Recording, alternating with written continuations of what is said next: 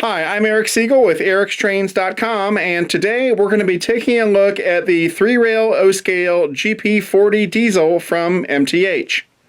Alright, so here we have something of a latecomer. MTH cataloged these GP40s back in 2015, and they were delivered in early 2016. So these things have been on the market and available for purchase for about a year and a half. Now, the reason why I'm getting to it just now, well, actually there are a couple reasons. First of all, over the last 4 or 5 months, I've kind of been playing catch up and getting some items that I had put on the back burner, so to speak. You know, whenever a new train catalog comes out, regardless of whether it's MTH or Lionel or Atlas or what have you, I open up the catalog and I start to decide what I want to pre-order. Well, like everybody else, I do not have unlimited amounts of money, and so I have to prioritize what I'm going to order. And so oftentimes there are items that I really like and I want to get, but I have to say, well, it's not a high priority, so I'll put it on the back burner, and hopefully at some point later on down the road, I'll be able to pick one of them up. And so that's what's been happening over the last few months, because the summer months typically see a lull in the shipping of new trains, because Lionel and MTH and Atlas and all them, they typically don't ship a lot of new stuff during the summer months. And so that's given me time to play catch up and get some of these great items that I had wanted all along, but just hadn't been able to pick up until now. Now, the fact that I'm playing catch up and reviewing some items that have been on the market for a little while actually works out really well for you, the viewers, because if you're only trying to buy brand new items that were just released, you're going to pay for it. You're going to pay a lot closer to full retail price because it's brand new and everybody wants it. But if you buy something that is still new in the box but has been on the market for 2 or 3 years, you're much more likely to get a really good price on it because it's been sitting on the shelf at the dealer for a while and they just want to get rid of it. It's kind of like buying a new car from a dealership. If you buy the previous year's model, it's still brand new, it's just the previous year's model. Oftentimes they'll give you a really good price on it because they just want to get it off the lot to make room for the next year's model. So model trains kind of work the same way, except with one big catch. I should mention that if the only way that you get new trains is by purchasing trains that have been on the market for a few years, yes, you might get a better deal on those, but you're also running a risk that you won't be able to get the trains that you really, really want. And that's because the manufacturers only make so many of each model and then they sell out. So if it's a really popular model, it may sell out, and if you wait around, you won't be able to get one, or at best, you'll be relegated to trying to find one on eBay or something like that. And that's even more so the case nowadays when manufacturers like Lionel are doing a built-to-order scheme where they only build as many as they get orders for. And so that's where pre-ordering comes into the picture. Like I said earlier, when a new catalog comes out, I look at it and I prioritize. For the high priority items that I really, really want and can't live without, so to speak, I will pre-order those items. That way I'm guaranteed to get them. Even if they sell out, I get mine. And then, you know, for the lower priority items, I'm more willing to take a risk. If it sells out, okay. If it doesn't, hopefully I'll be able to pick one up later on down the road, and I might be able to get it for a really good price. So it's important when you're ordering trains to have a balance of pre-ordering and buying stuff that's been on the market for a while. For the high priority stuff, pre-order it. For the stuff that can wait, maybe you can get a good deal on it later on down the road if it doesn't sell out. Now, when it comes to getting stuff later on down the road, MTH makes that really, really easy. In fact, easier than any other manufacturer out there.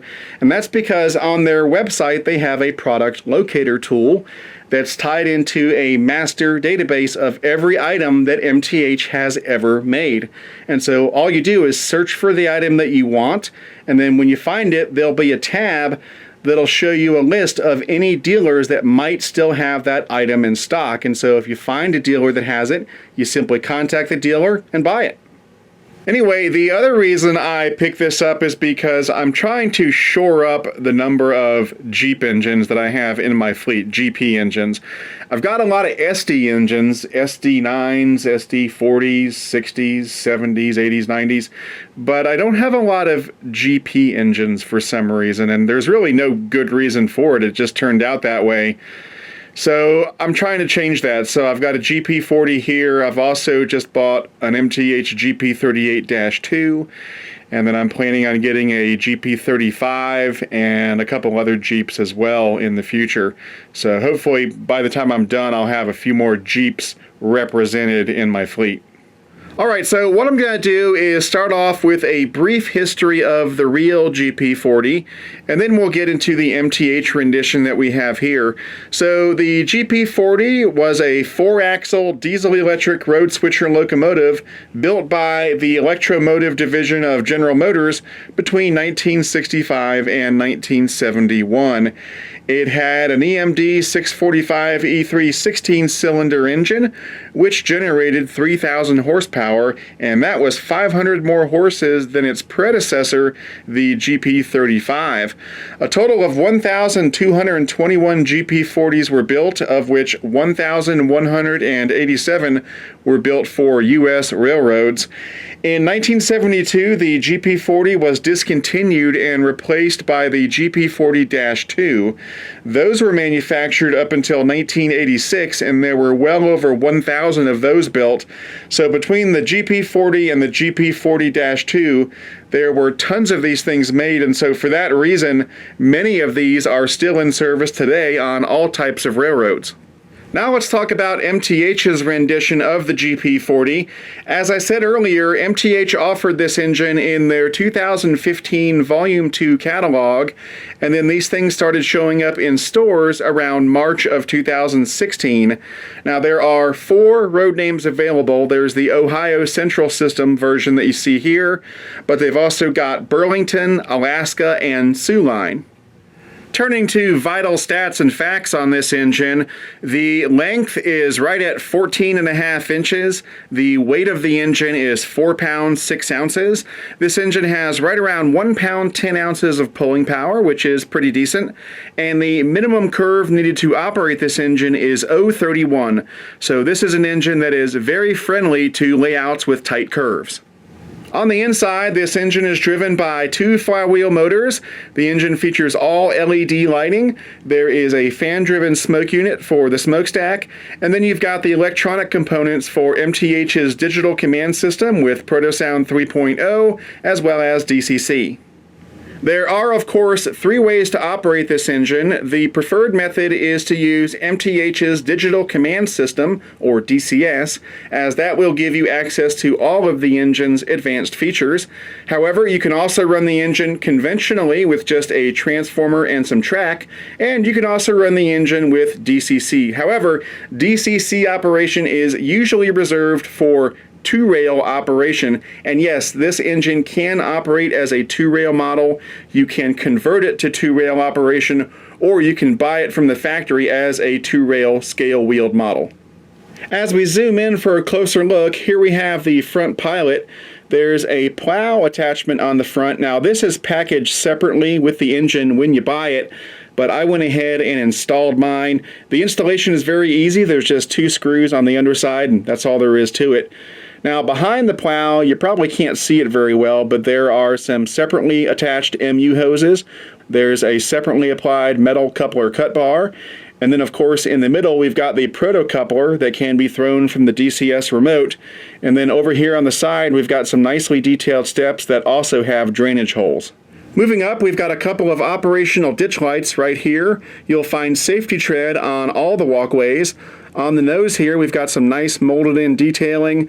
We've got a whole bunch of add-on metal grab irons. We've got 2 here, there's 1 down here. We've got a couple on the hood, and there's 1 up here as well. The marker lights here are operational. There's an add-on sand fill cap here. On the cab, we've got add-on windshield wipers. The cab doors open up like that, which is always nice. And then we've got a couple of lighted number boards on either side of an operational headlight. As we round the corner and check out the underside of the engine, here we have some very nicely detailed truck side frames. Now, after my last product review video, I got some feedback from someone, and they said that during the video it was kind of dark down here and they couldn't see the detailing on the truck side frames very well. So, with that in mind, I'll shine a light down there, and that should allow you to better see the detailing. And as you can see, it looks great. Moving back, here's the fuel tank area, and we've got some hand-painted detailing right here. Then we've got the rear truck, which of course looks just like the front truck. And here's the back of the engine, which shares a lot in common with the front. On the rear Pilot, there is no plow attachment like we had on the front, so now you can see what's behind it. You can see the MU hoses, the suicide steps. Once again, we've got a coupler cut bar and a proto coupler that can be thrown from the DCS remote. We've got the safety chain up here. We've got ditch lights. We've got lots of add-on metal grab irons. We've got operational marker lights, lighted number boards, and an operational headlight. As we start to move down the side, back to the front of the engine, you can see we've got lots of molded in detailing. The paint job, of course, is flawless, which is par for the course when it comes to MTH. We've got lots of legible signs all over the place. We've got some nice see-through metal screens up here and some nice vent work up here as well. As we approach the cab, we've got another see-through metal screen right here. The back door on the cab opens up, just like the front door. I really like it when engines have opening doors. It's not the end of the world if they don't, but it's always a nice bonus when they do, because I think it's really fun just to run the engine sometimes with the doors cracked open like that. And then over here, we've got a legible builder's plate. And then up in the cab, there are two crew figures, and the interior of the cab is illuminated, and that light does turn off when the engine starts moving. Up on top of the engine, we've got an add-on metal horn. Behind that, we've got an antenna. And then back here, we've got some add-on metal lift rings. You'll see these all over the place up here. Moving back, we've got the smokestack, and as I said before, there is a fan-driven smoke unit down in there. And of course, to load smoke fluid into the smoke unit, you simply pour the smoke fluid directly down the stack. Then we've got more of these add-on metal lift rings, and then right here we've got a nice fan with a free spinning blade on the inside. And then toward the back, we've got three more fans, and again, each fan does have a free spinning blade on the inside. And of course, we've got more of these add-on metal lift rings. Here's a look at the underside of the engine. We've got 4 pickup rollers, 2 per truck. There are 2 traction tires on the inner axle of each truck for a total of 4. You can't see them, but there are 4 controls underneath the front truck. Right here, we've got a switch that toggles between DCS and DCC operation. Next to that is the smoke volume control, the master smoke volume control. And then on the other side, there's a switch to toggle between 3-rail and 2-rail operation. And then there's the master volume control knob. And then right here is the speaker for the sound system. Alright, the last thing we're going to do before we start this thing up is, of course, BF-IMO. Best feature in my opinion. My favorite feature on this engine, as strange as it may seem, is actually the paint job. I think this thing is absolutely gorgeous. In fact, the paint job was the primary motivation in my buying the engine in the first place. I did not order one of these when they first came out. And then I saw it sitting on the shelf over at the train store, and I thought, my God, that is a beautiful engine. I gotta have it. And so I ended up buying it. So for me, the best feature is definitely the paint job. All right, now it's time to have some fun with this thing, so let's go ahead and crank it up. Is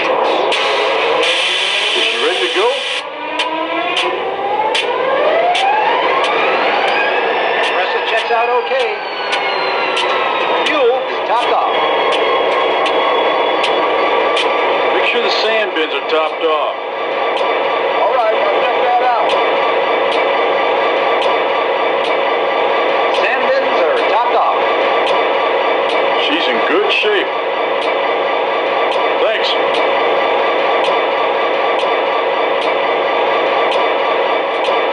Okay, first up, let's check out the horn.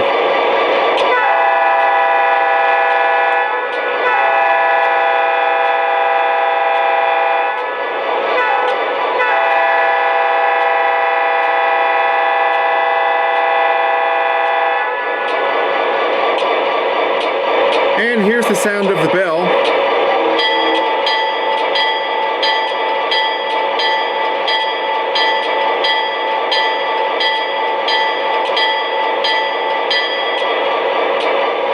Here's the sound of the couplers being fired.